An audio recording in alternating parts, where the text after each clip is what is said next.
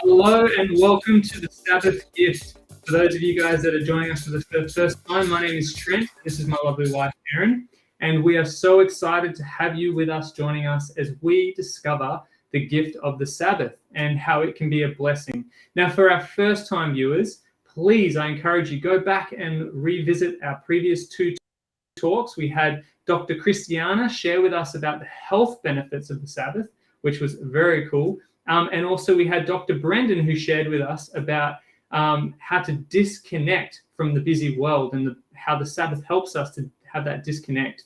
But for those of you who have been joining with us this whole time, welcome. We're excited today as we're going to learn about how to connect, belong, and rediscover true community. So I hope you guys can enjoy as we learn this. But it's interesting because we actually had a question last week with Dr. Brendan about how social media, can that give us a deep relationship? So it'll be interesting to see if we can learn more about that topic tonight with community.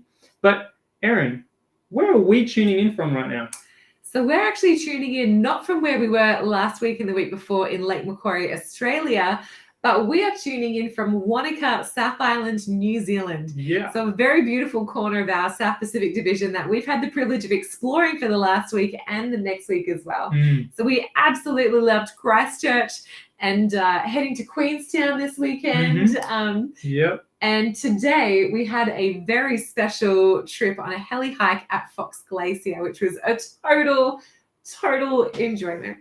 So we would love to know in the chat line, where are you guys tuning in from today?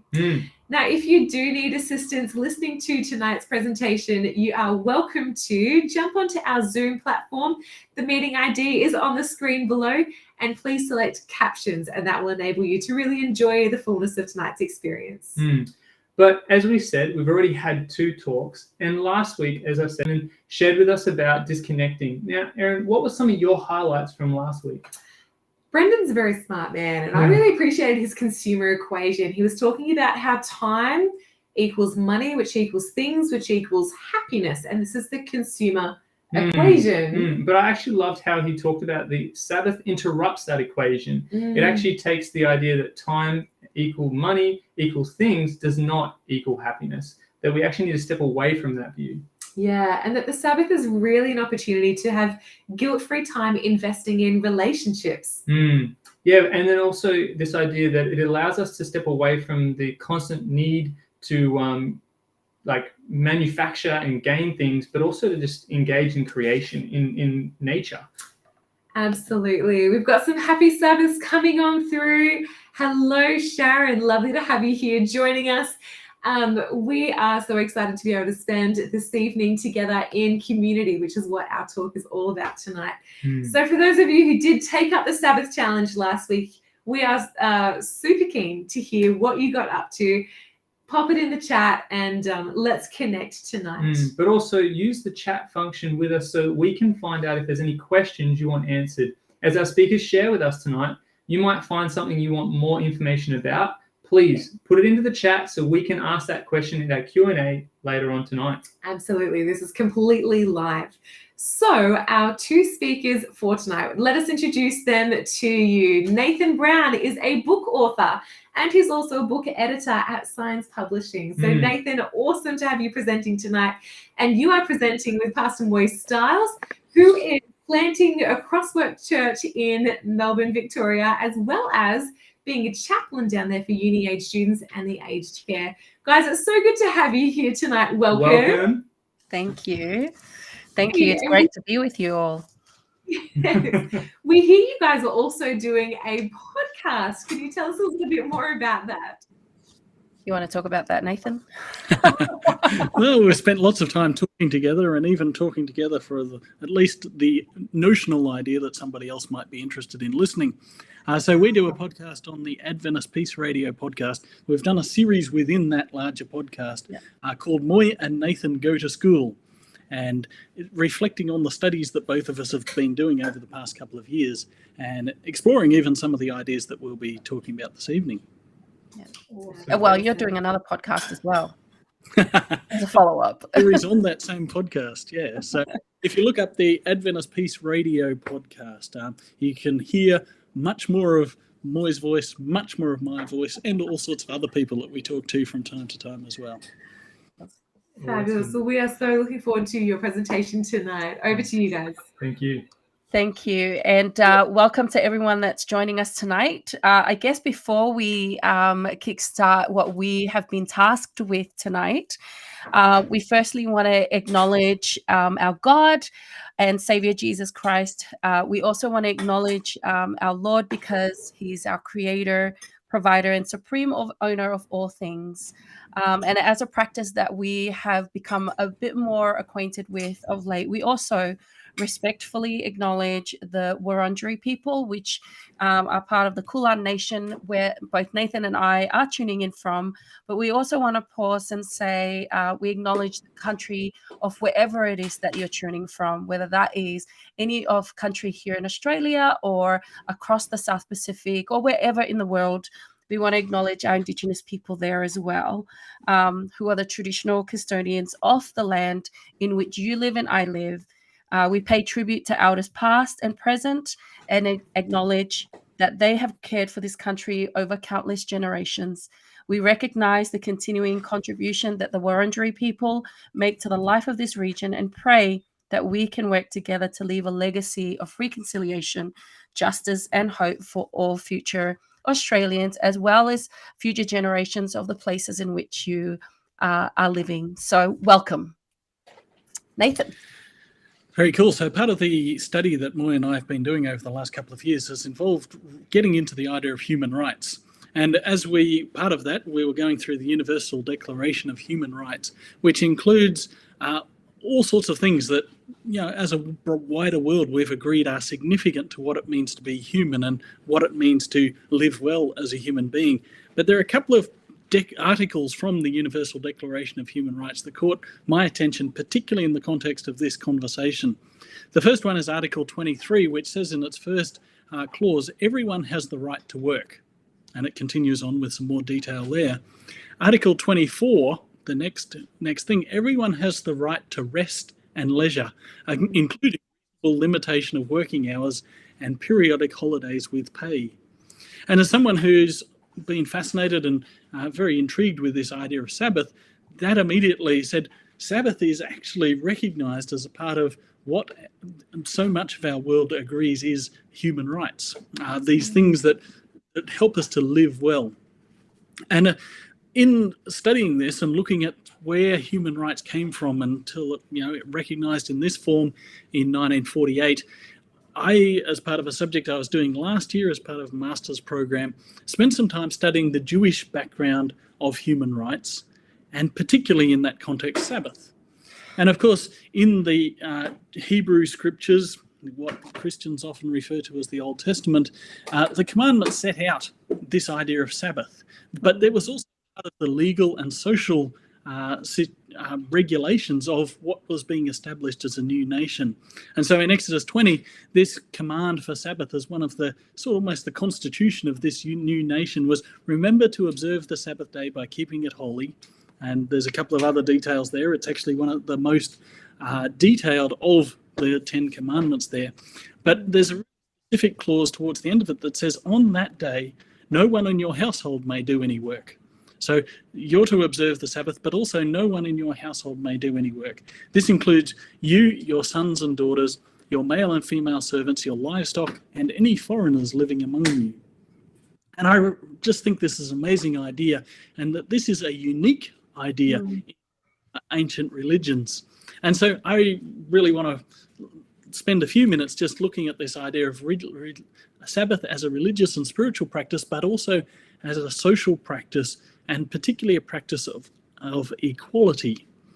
And rather than I think this is a really significant thing, even in what Sabbath is. So many of the ancient religions had this idea that their faith was built around holy places. So you had to make a pilgrimage to get to a particular place. And even many religions today have some of this same idea, that you make a pilgrimage to a place that is special or has something invested in it that makes it holy. But Sabbath was different. Sabbath was time. And so Sabbath, which is the first thing in the Hebrew scriptures that is called holy, in the creation story, is a really significant thing because time is accessible to us all. And in the way Sabbath works, it actually comes to us. So it's almost the reverse of a lot of other religious practices. It's not something that we can control. It's not something that can be, that we can build a fence around it and charge people admission, or that we will fight over. It's something that simply comes to all of us. One of the rabbis, Abraham Joshua Herschel, described Sabbath as a sanctuary in time, a truce in all conflicts, personal and social, peace between man and nature, and peace within us. So rightly understood, Sabbath is this practice of peace and equality. Herschel continues to talk about that there are really few ideas in the world of thought, which contains so much spiritual power as the idea of Sabbath. And another commentator who I read about this, he made the comment, no ancient society before the Jews had this kind of day of rest. Often it was the rich and the powerful who would celebrate a day off or a day of religious festival. But this was something that was set into the DNA of this nation, that there would be a day off for the poorest people. They were the ones that got the special mention in the people that worked the hardest. They were the ones that got the day off. And this wasn't an accident. It's also repeated in the Hebrew scriptures in Exodus 23:23. For 6 days you are to work, but on the seventh day you are to rest, so that your ox and donkey can rest, son and foreigner can be renewed. It's bizarre how specific that is, but I think that's really important.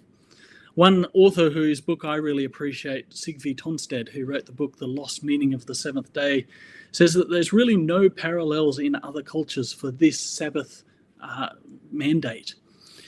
Describing the Sabbath, he explains that this commandment prioritizes from the bottom up and not from the top looking down, giving first consideration to the weakest and the most vulnerable members of society.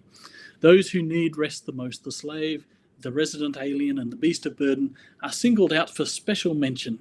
In the rest of the seventh day, he writes, the underprivileged, even mute animals find an ally. And so this is a pretty significant kind of thing, and a unique. And I would actually say, from the study that I did and the paper that I ended up writing on this, that this was one of the earliest examples in all of world history that we can see a contribution to this idea of that there are human rights that should be respected for all people. In the Jewish thought, so much time it was often looked at the other way, that it was a responsibility placed on the people with power, the people that were the employers, to actually give their people a day off, as the Sabbath commandment puts it. But I think there's more to it than this, in that once a week there's this practice that would recalibrate the whole of society, something with greater practice of equality and benefits for other people. And so that while the work mandated for the other 6 days of the week is important, it is the seventh day that is transformative. And in turn, this must reprioritize and inform the work of the other 6 days. Quoting Rabbi Herschel again, in Jewish thought, all the days of the week must be spiritually consistent with the seventh day. The Sabbath is one day, but the spirit of Sabbath, particularly in this sense of equality, should permeate all our days.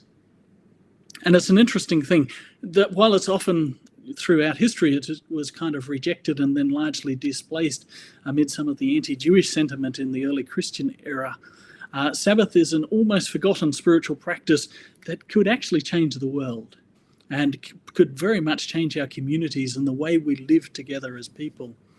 As another writer put it, the Sabbath is surely one of the simplest and sanest recommendations any God has ever made. Over to you, Moy.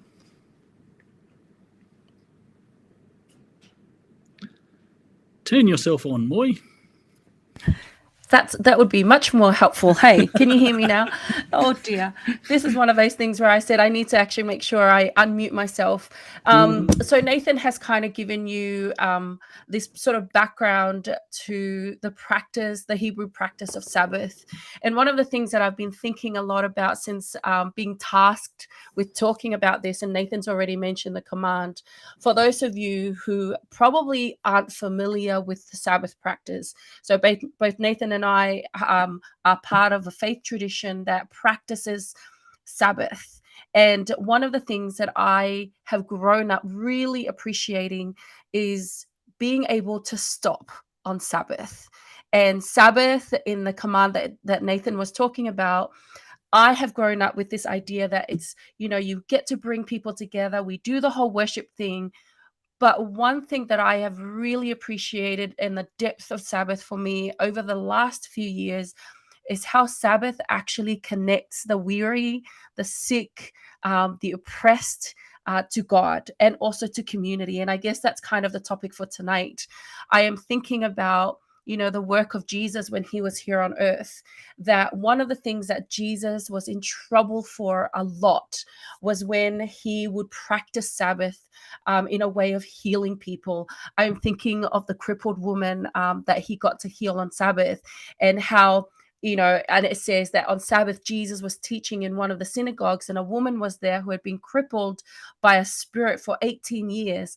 And she was bent over and could not straighten up at all. And when Jesus saw her, he called her forward and said to her, "Woman, you are set free from your infirmity." And then he put his hands on her, and immediately she straightened up and praised God. There was this healing thing that took place, and it was one of the very core things that Jesus did on Sabbath. But the reality is, not everybody were happy with the fact that Sabbath became a healing space for Jesus. And it's interesting that they actually said to Jesus, you've got 6 days to work, and yet you're healing on Sabbath. That's not to be done. And I love the way that Jesus answered, and he says, and this is quite a rebuke of them, and he says, "You hypocrites.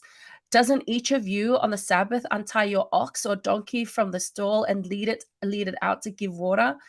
Then should not this woman, a daughter of Abraham, whom Satan has kept bound for 18 long years, be set free on the Sabbath day from what bound her?" And I've been thinking about this idea on how Sabbath is a time, as Nathan has mentioned, not only in an ancient practice, but it's also a practice of healing. It is a time where, we bring so much to this day, and whatever infirmities that people have, Jesus taught that it is okay to expect that there is a healing that comes from this gift. And it is a gift that is given to all people, and it is a connecting point. Another part of the Gospels, I guess the sacred texts that Christians have used and we use as a way of teaching and for us in learning from, as far as this idea of Sabbath. In Luke 14, 1-6, again, Jesus was at dinner in one of the leaders' homes, and there was a man there whose arms and legs were swollen. And Jesus asked the Pharisees and experts in religious law, and he says, "Is it permitted in the law to heal people on the Sabbath day or not?" And when they refused to answer, Jesus touched the sick man and healed him and sent him away. Again, one of the things, and I didn't grow up with this idea because, and I don't know why I didn't grow up with that, but one of the things I have really appreciated more and more as I have grown in a deep gratitude and an appreciation for Sabbath is this idea that Sabbath is so much more than what we give credit for. And that is, there is this healing that is taking place because people get to practice this. Now, one of the things I was thinking about is that Jesus healed on the Sabbath. And I wonder if people, when they practice Sabbath, whether there is this expectation that healing will take place as part of this practice. And I wonder if we actually understand that as part of this gift, that this is the kind of thing that Jesus and God can actually do, not only for our physical being, but also in our emotional, our psyche, and all that is made up of being human. What is it that that is needed in the healing space for all of us? Another one of my favorites is found in Luke chapter 6, verse 6-11. Again, on another Sabbath day, a man with a deformed right hand was in the synagogue while Jesus was teaching. The teachers of religious law and the Pharisees watched Jesus closely. And if he healed the man's hand, they planned to accuse him of working on the Sabbath. But Jesus knew their thoughts, and he said to the man with the deformed hand, "Come and stand in front of everyone." So the man came forward, and then Jesus said to his critics, "I have a question for you. Does the law permit good deeds on the Sabbath, or is it a day for doing evil? Is this a day to save life or to destroy it? I love that question. And so it's a question that I've also now come to ask and also expect. Is the Sabbath as a gift, a day in which people come to expect good things to happen, like healing, like burdens being lifted? Is it the kind of day that transforms lives? And I actually believe it does. It's one of my favorite days. And when I think about the teachings of Jesus in this regard, I get excited. And I don't know for you who's listening in, and maybe this is a very new teaching for you. I can tell you without a doubt in my mind that in practicing Sabbath and receiving this idea of Sabbathing, you can expect that your life will change, that healing can take place. Just in conclusion with this thought on the teachings of Jesus, I think that Sabbath as a gift is good news to the sick. It is good news to the oppressed and those who have been enslaved. In Matthew chapter 11, verse 28 to 30, and I love this version from Eugene Peterson. And this is the context of Sabbath. And the question is asked, are you tired, worn out, burnt out on religion? Come to me. Get away with me and you'll recover your life. I'll show you how to take real rest. Walk with me and work with me. Watch how I do it. Learn the unforced rhythms of grace. I won't lay anything heavy or ill-fitting on you. Keep company with me and you'll learn to live freely and lightly. The Sabbath was made for man and not man for the Sabbath. I really love that phrase. And that was a phrase that Jesus actually gave, because Sabbath is a gift that connects you and me to community. It's a day that brings healing. It's a day that actually is good news for you who is weary and burnt out from whatever it is that life throws at you. I can tell you that the teachings of Jesus says that Sabbath is a kind of time and space that is carved out to connect and to connect people to each other, but also connect people to a practice, to a higher being. And maybe this is new, and I hope it's good news for you, because it certainly is meant to be good news for everybody. But most importantly, those who have been oppressed, who've been burnt out, who've been enslaved or sick that's needing healing. The gift of Sabbath is for you. And I'd love to, discuss that some more, Nathan, if you're up for that. So I love it. Yeah, so I could definitely get preachy, but I'm excited. And I think one of the applications from this is to just, the last couple of weeks we've talked about the Sabbath benefits, and, we had some great presentations from Brendan and the other lady whose name I'm struggling to remember. Yada. That's her, yeah. I really appreciated what they shared and the benefits that come to us. But I think that the extra step we're taking with this evening is, how can the Sabbath benefit others? If we're going to practice Sabbath, how do we use that for the benefit of people in our community? What are the things that can make our community a better place because we are Sabbath keepers here in it?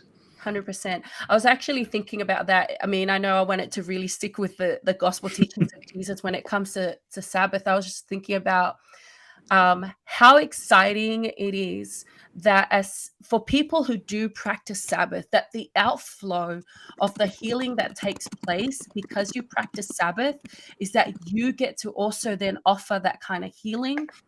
You get to actually offer liberation and freedom to people. And what a phenomenal opportunity and a gift, really, that I think we don't often think about. Like the question that he asked, the religious leader, do you not untie your donkey as well? Like, how much more is there a need for us to unbound people?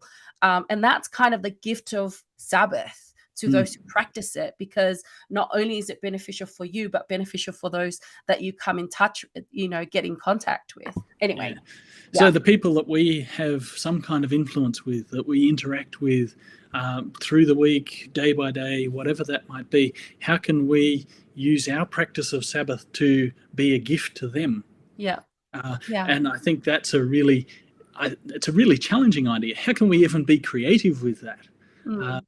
What that might look like is do whatever we do on the day for our benefit, but also be concerned about the world. The topic last week was talking about Sabbath as a day to disconnect from the world.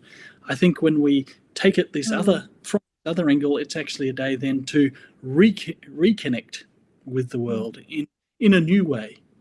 So both with our practice of Sabbath, but also with Sabbath as that recalibration of our relationships with the people around us, that we reconnect. We step back into the world from Sabbath with a different attitude, a different way that we live our lives, and a concern for the needs of others around us. Yeah. I would love to hear from those of you who are tuning in. And by the way, I'm so excited you're here. What are your thoughts on this idea that Sabbath brings healing, but also not only for us who practice, but we have an opportunity to bring healing to others? Like, what are your thoughts on that? Would love to hear. So I have one extra idea just to finish off and wrap up our presentation-y bit, and then Erin and Trent can jump back in, and we can talk about any other questions that we might have. But the other thing that I think, and we've talked about this in the context of social justice, one of the burdens that we kind of have at times when we start to focus on the needs of others is also that we need to have Sabbath as a resource for doing good in the world. Yes. That we can't simply take the burden on ourselves of always wanting to, our calling is to serve the world, but not to save the world. And so we need to, Sabbath gives us a space in even all the good works we might be doing, that the world isn't our responsibility, it's ultimately God's. And so I just wanted to finish off this presentation a bit with one of my favorite quotes about Sabbath. And I've had this kind of one of these things in my head, on my wall, in my mind for the last 20 or so years since I first read the book. And it's from a book simply called Sabbath by Wayne Muller. And he describes Sabbath in this way. The old wise Sabbath says, stop now. As the sun touches the horizon, take the hand off the plough, put down the phone, let the pen rest on the paper, turn off the computer, leave the mop in the bucket and the car in the drive. There is no room for negotiation, no time to be seduced by the urgency of our responsibilities. We stop because there are forces larger than we that take care of the universe, and while our efforts are important, necessary and useful, they are not, nor are we, indispensable. Somehow manage without us for this hour, this day, and so we are invited, nay commanded, to relax and enjoy our relative unimportance, our humble place at a table in a very large world. The deep wisdom embedded in creation will take care of things for a while. That's so beautiful. John Mark Comer also quoted that one on Wednesday. Stop. There you go. Cool. Powerful quote, guys. Thank you for your presentations. Yeah, thank you so much, guys. That quote was an amazing way to finish off. Really appreciated that. But we also had some amazing interactions in the chat. We did. I'm just going to show a couple of them now that came through as you guys were talking. We didn't want to really throw you off in your presentations, but we just want to do a big shout out to these guys. So good to have you joining here. And we'd love to hear from you who are listening. How does keeping the Sabbath benefit your community? Because that's a really good question. And I just, I really resonate with that. How does the community benefit from me keeping the Sabbath? It takes it a next step, and it stops it being so much about me, but about others as well. It's not so much self-focused. And I loved that thought. Really appreciated that. I also love the social justice idea and how it's a human right, the Sabbath. I thought that was a really cool approach. I'd never thought about it like that, and really appreciated that idea.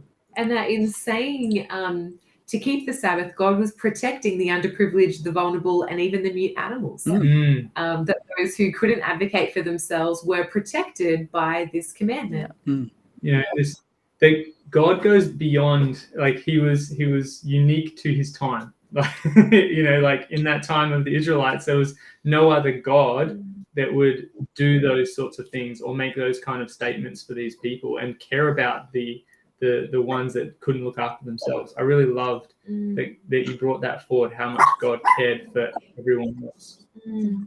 And Moy, that powerful paraphrase of the Bible text where it says, learn the unforced rhythms of grace, that in fact Sabbath is a healing gift, that it's something that blesses. It's not a task, not a list of don'ts, but in fact a list of do's and a gift and a benefit. So just gorgeous. What was the Bible reference for that text that you read that's out? Matthew. Yeah, the Matthew 11:28-30. It's the one where Jesus talks about like, my yoke is easy. And I guess this is a paraphrase from Eugene Peterson about, and I love that idea of the unforced rhythm of grace. I think it's just, And in that way, I think Sabbath really is a practice of grace because it simply comes to. And I think that last quote as well, that, and even what I took, the contrast we made between holy places and holy time, is that I really like, the practice that I grew up with of Sabbath simply starting at sunset. It's not a time finished. It's a time that says it's time to stop. You don't wait till you ask. It just happens to you. And at our best, we pause and acknowledge that perhaps, and it changes the kind of time we're inhabiting. But in a big picture, it's something that is so accessible. Wherever you are in the world, you know that on that day on the calendar when the sun sets, that you're in a different kind of time. And particularly in Abraham Joshua Herschel's book, The Sabbath, he spends a lot of time talking about that privilege and the palace in time kind of idea that we simply get our this week by week. It's a great image. There's a beautiful comment that's just come through the chat and really talking about the need to look forward to the Sabbath all week. So it's not just something that comes and bookends the end of the week, but it's something that you're anticipating and looking forward to and planning for. I know growing up, we were often cleaning the house on a Friday afternoon to get ready for the Sabbath and cooking and all that kind of thing. So there was a real anticipation. It's like looking forward to Christmas, really. I also loved how you were talking about the Sabbath state of mind and about equality and the gift that it can be for how can I be a gift to my community kind of thing, but that it's a mindset that needs to come not only just on the Sabbath, but something that we can carry through the entire week. It's not just a one day, but 7 days. I really appreciate it. I was just thinking it's the outflow of our Sabbath practice, really, that the seventh day healing and the seventh day connection and the gift that Sabbath is experienced by, through that 24 hours actually then is practiced throughout the week. And I think it's the gift that keeps on giving, really. Yeah. And you can imagine even in the Sabbath commandment, that picture of if you give your, in that kind of old ancient thing, you give your animals the day off, you give your servants the day off, because that's what you were told to do. It's how you relate to those people and those animals even on the next day when you get back to work. It's a transformative. It transforms all our human relationships and interactions in that way. On that, I have a question for you guys. Just want to jump into a question. I know you guys answered a lot for us with your own little Q&A, but there was a question: if the Sabbath is a human right, something that we are all welcome to and should all be able to have, what are some practical ways we could equip someone who has a boss that doesn't appreciate the Sabbath or doesn't look at it as being something that is a right to everybody, for them to approach their boss and say, hey, I want to start keeping the Sabbath? Do we have any way that we could help them? I mean, one of the things that I think is great here in Australia is there's actually a huge respect for religious rights. And so that is one of the things that Australia actually respects. So on one hand, that's the easiest thing. That's the easiest route you could go in. But the other one is Australia also as a community and society appreciates well-being, and Sabbath practicing is a well-being necessity. Just from that alone, just off the top of my head. Yeah, well, I mean, there is that other article, and I can't remember the exact number. I think it might be number 18 of the Universal Declaration of Human Rights, which talks about religious freedom for religious and religious worship. And so that is a part of the human rights equation as well. That's something that I know our faith community has been a significant champion for in different places around the world. So that's, I think, something really significant, and something that we should be alert to and concerned with. And certainly if there are people facing those challenges, there are people that specialise in that kind of advocacy and that kind of lawyering that if it needs to go far. So there are places that you can get advice if that's a particular challenge that you're facing. Cool. Guys, we just wanted to say such a big thank you for sharing tonight to both of you, Nathan and Moy. It's just been a pleasure to hear your perspectives and the research that you've done and the reading that you've done as well, drawing on all those different authors and different areas of the Bible that really do reference this so thoroughly. Thank you very much. Thank you. But for our listeners, we are here to challenge you to take up the Sabbath challenge and to keep it for yourself. Erin, what does the Sabbath challenge look like? So the Sabbath challenge is all about using each Saturday, Friday night sunset to Saturday night sunset for the whole month of July to take a Sabbath off. So that means doing something like getting outside and going for a walk, reading a book, finding a Sabbath-keeping church. And if you need help finding a Sabbath-keeping church, have a look at the screen here. We've got a website that can help you locate one near you. But it's really taking time to connect with each other, with creation, with God, and experiencing the gift that it is. And just trying for the month of July. However, we feel that you may want to continue after that once you've experienced it as well. And also using that opportunity to serve, like we've talked about tonight.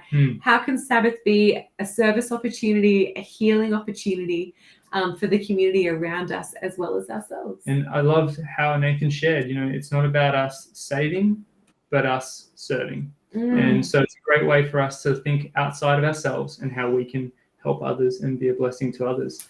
But for you guys listening, we'd love you guys to interact again with the chat. Throw up, what are you going to be doing for your Sabbath day tomorrow? We are keen to hear. And next week, join us at 7 p.m. for our final installment of the Sabbath Gift. This is number 4 out of 4. Go back and watch the others if you've missed out. But Pastor Robbie Bergenin, who's on Faith FM, he's going to be sharing with us about Sabbath and the Bible. So the spiritual purpose and practical implications of keeping the Sabbath. So we are really looking forward to that next Friday night at 7 p.m. as well. So we look forward to seeing you all there. And we once again just want to thank Moy and Nathan for your time and for your talk. Thank you so much, guys. And we hope you all have a blessed Sabbath. See you.